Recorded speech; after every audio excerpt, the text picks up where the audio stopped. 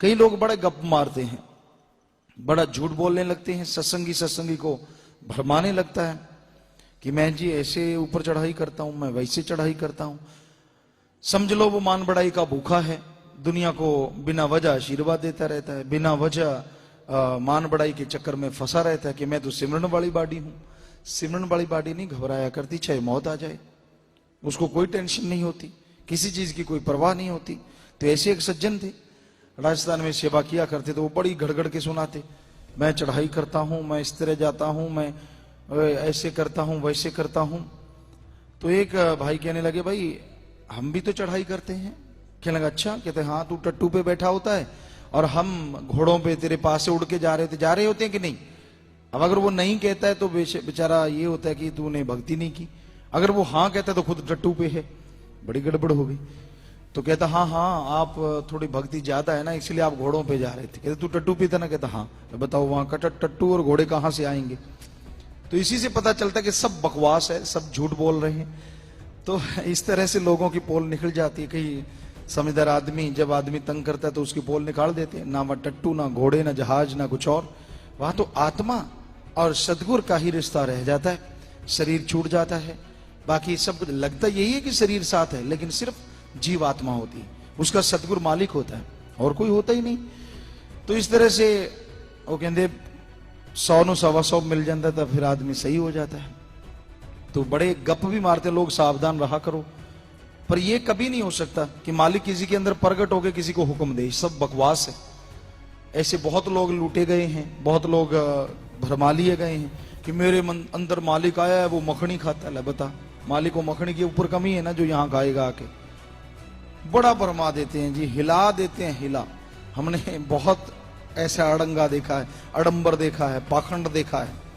अभी पीछे बताया, मियां बीबी को इस तरह से भ्रमित कर लिया, मैं तो जी गुफा में रहता हूं, पिताजी ने स्पेशल हुक्म दे के भेजा है, मैं आपके घर का भला करूं। ऐसा भला किया कि बैंक का कर्जा भी उनके सिर पे चढ़ गया, बेचारों का बुरा हाल।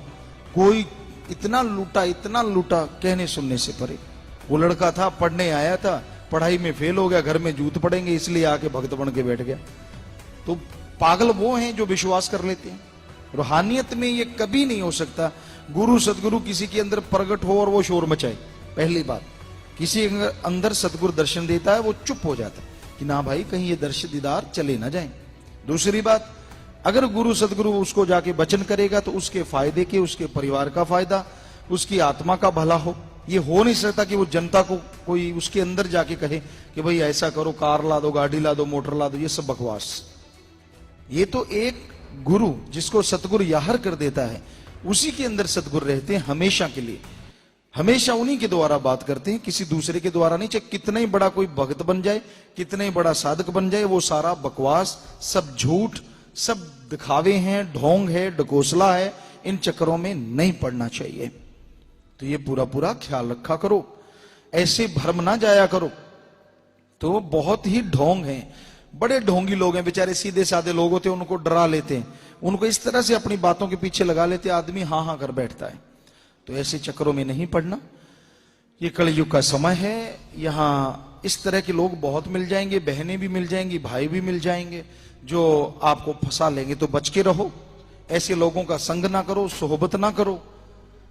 कोई आपको कहता है कि मैं सिमरन करके ये करता हूं, वो करता हूं, तो उसको सीधा सा कहो भाई चुप हो जा। सिमरन करता है अपने लिए, सिमरन करता है परिवार के लिए, सिमरन करता होगा मालिक को देखने के लिए, हमारे को क्या। तो आदमी बिल्कुल टिक जाएगा। पर अगर आप झुक गए, कोडे होने लग गए आगे, तो फिर वो ऐसा सिर पलूसेगा, ऐसा सिर पे हाथ घुमाएगा कि सारा कुछ लूट के ले जाएगा। तो आपको इससे क्या? कोई सुमरन करता है तो आपके लिए थोड़ा ही करता है, वो मालिक के लिए करता है, अपनी आत्मा के लिए करता है। कोई मालिक का प्यारा संत होता है जो सारी दुनिया के लिए करता है, अपने लिए बिल्कुल नहीं करता। बाकी सब स्वार्थी हैं, गर्जी होते हैं। चाहे ये गर्ज जायज है कि मालिक को पाना है, लेकिन कर तो वो अपनी आत्मा के लिए रहा है। तो आपको इस पे क्या एहसान? आप ऐसे भ्रमित हो जाते, पूछ उठा के पीछे पीछे पीछे पीछे। अच्छा बड़ा भक्त है, भक्त तेरे को क्या प्याज दे देगा?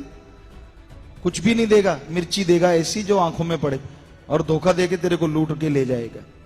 कोई भक्त है तो अपनी जगह पे, आपने क्या लेना उससे? आप अपनी भक्ति करो। भक्त भक्त किसी को कुछ नहीं दे सकता।